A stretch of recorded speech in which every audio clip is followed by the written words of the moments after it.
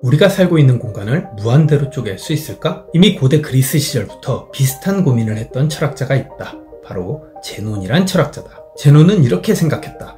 만약 우리가 사는 공간을 무한대로 쪼갤 수가 있다면 우리는 어딘가를 향해서 걷거나 뛰었을 때 결코 원하는 목표 지점에 영원히 다다를 수 없을 거라고. 그는 이 개념을 이용해서 재미난 에피소드도 하나 더 생각했다. 흔히 철학 역사에서 제논의 역설이라고 부르는 엄청나게 유명한 패러독스 사례다. 만약 느려 터진 거북이와 그리스 시대 전쟁 영웅 아킬레우스가 100m 달리기 경주를 한다고 가정해보자. 그리고 그 느려 터진 거북이에게 어드밴티지를 부여하는 차원에서 거북이가 아킬레우스보다 50m 앞서서 출발한다고 전제해보자. 이 경주의 승자는 과연 누가 될까? 공간을 무한대로 쪼갤 수 있다고 생각한 제논의 입장에서 보기에 승자는 아킬레우스가 아니라 거북이였다. 논리는 이런 식이다. 우선 아킬레우스는 거북이를 추월하기 위해 서로 간격 50m를 절반쯤 따라잡아야 한다. 하지만 따라잡았다 해도 25m가 여전히 남는다. 다시 그 25m를 추월하기 위해 25m의 절반쯤을 따라잡아야 한다. 하지만 또 12.5m가 남는다. 그래서 그 절반인 6.25m만큼 추월하면 3.125m가 남고 그 절반을 다시 따라잡으면 역시 또 그 절반이 남을 수밖에 없다. 이렇게 공간을 절반씩 잘라먹는 행위가 영원히 반복된다.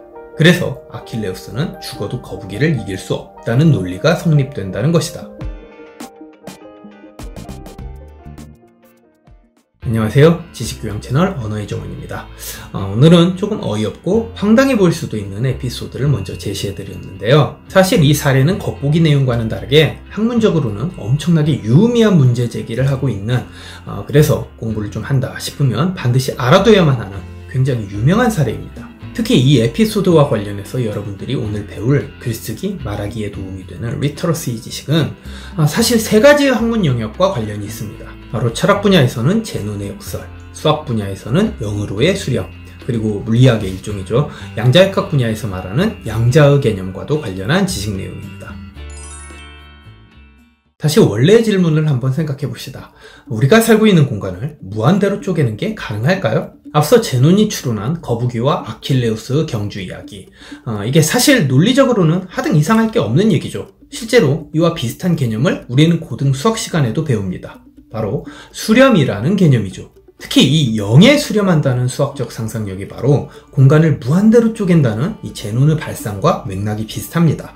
한없이 0을 향해 달려는 가되 절대 0은 될 수 없다는 것이 바로 0의 수렴이라는 말의 의미이기 때문이죠. 하지만 여전히 이상하다는 생각은 듭니다.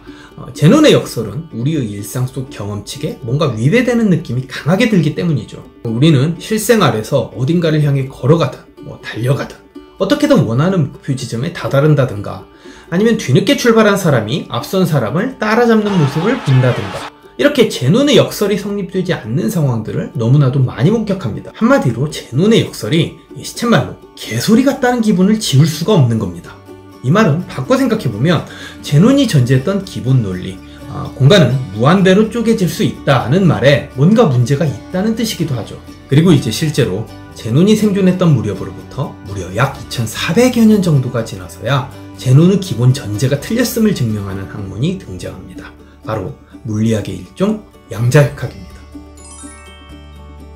물리학자들이 아주 획기적인 발견을 했어요. 우리가 사는 세계 그리고 공간을 구성하는 입자들은 쪼개다 보면 절대 더 이상 나눌 수 없는 근본적이고도 절대적인 입자에 다다른다는 겁니다. 그걸 과학적인 용어로는 양자라고 부르고 그 크기를 실제로 측정까지 했어요. 과학적으로 측정한 원자의 크기가 0.0000001cm이니까 더 이상 쪼갤 수 없는 극최소 입자 단위의 크기는 이보다 사실 더 작은 셈이죠. 사실 양자라고 일축하듯이 명명하는 건 조금 어폐가 있는데 이건 어디까지나 일반인 수준에서 지식교양을 갖추는 강의니까요.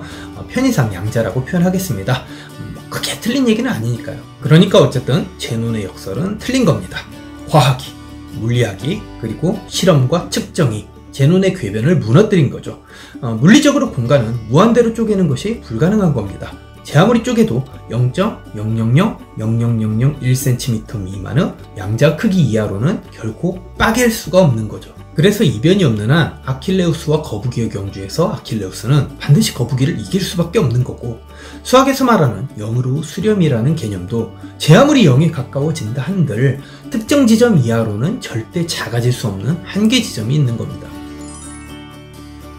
결국 제논의 역설이나 영으로 무한 수렴이라는 개념은 다소 관념적이고 사변적인 논리에 불과한 겁니다. 물론 관념적이고 사변적인 논리 자체가 늘 무용하다는 뜻은 아닙니다.